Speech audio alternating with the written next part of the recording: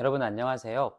오늘은 조현병 환자의 사망보험금을 청구했지만 지급이 거절되는 안타까운 사례에 대해 이야기해 보려고 합니다. 이와 같은 상황은 법적 분쟁으로 이어지기 쉽고 유족들에게 큰 고통을 남기게 되는데요. 이런 문제를 어떻게 대처할 수 있는지 함께 알아보도록 하겠습니다. 조현병과 같은 정신질환은 개인뿐만 아니라 가족에게도 많은 영향을 미칩니다. 만에 하나 피보험자의 고의사고로 이어졌다면 보험금 지급이 거절되어 그 고통을 더욱 가중시키곤 하는데요. 하지만 조현병 환자가 심실상실 상태로 인정될 경우 약관에 따라 상해사망보험금이나 재해사망보험금을 받을 가능성이 있습니다.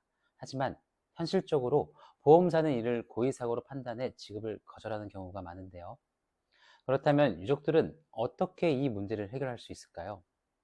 심실상실은 자신의 행위 결과를 인지하지 못하거나 통제할 수 없는 상태를 말합니다.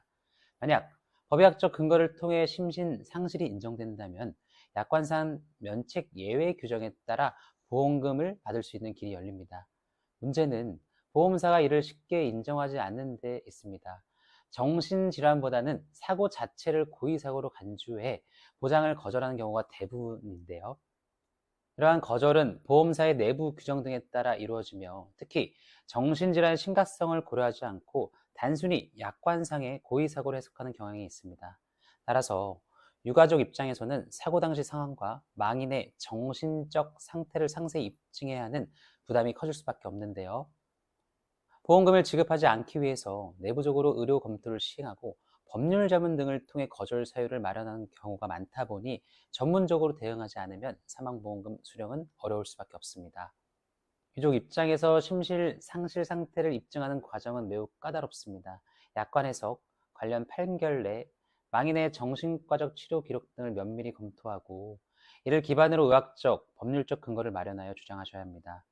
또한 법원의 판례를 참고해 유사 사례에서 어떻게 판결이 내려졌는지를 분석하여 논리적인 주장을 펼치는 것이 중요합니다.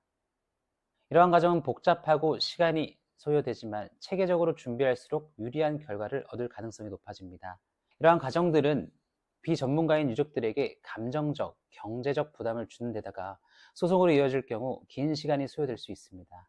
따라서 경험이 많은 전문가의 도움을 받는 것이 필수적인데요.